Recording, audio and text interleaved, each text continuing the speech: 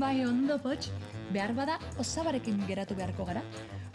Ez. Aurreko asteko esperientziarekin ez dut nahi basarri batean lo egiterik. Bueno, Pots, txantxa bat esterik etzen izan da.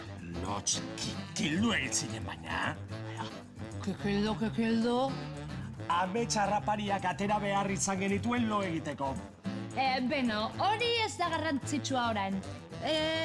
Poltsaberoak, nola erabiltzen da tramankulu hau? Ba ez dakit, baina osaba askotan ikusi dugu bere prakak honekin josten. Ezin da intzaila izan. Ba, az gaitu zen. Ados. Poltsabero bat egiteko, kotoizko tela eta josteko makina beharko ditugu. Josteko makina ez da beharrezkoa, baina guk probatzea nahi genuen. Lehen pausua, tela ondo neurtzea eta hau mostea izango da.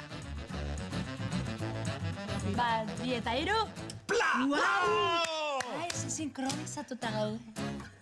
Jarraitzeko telari buelta eman, erritik tolestu eta 3 alde josi beharko ditugu. Oia labadoa, amaitzear dago. 3, 2, 1, helmugara iritsi da!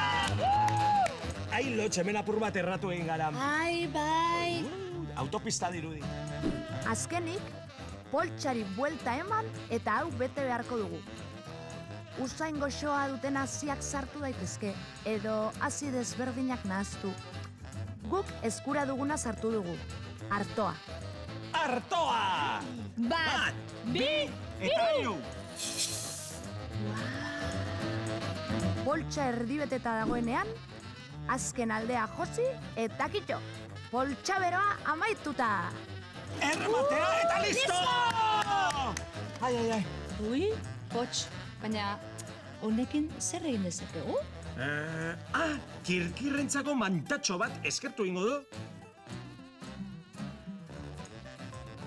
Kirkirrentzako... Ai, ze ondo, ze goxo egoko den. Pots, artista batzu gara, zer egingo lukete hauek gu gabe? Bahotza kakatu, seguro. Hori bai, hau agian txikiegia da denok berotzeko, Beno, txandaka erabili dezakegu? Baina ez da erreko hainbeste aldiz berotuta. Erre?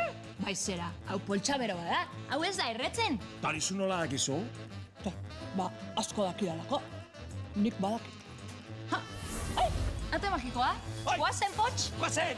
Iopa! Iopa! Iopa! Iopa! Iopa!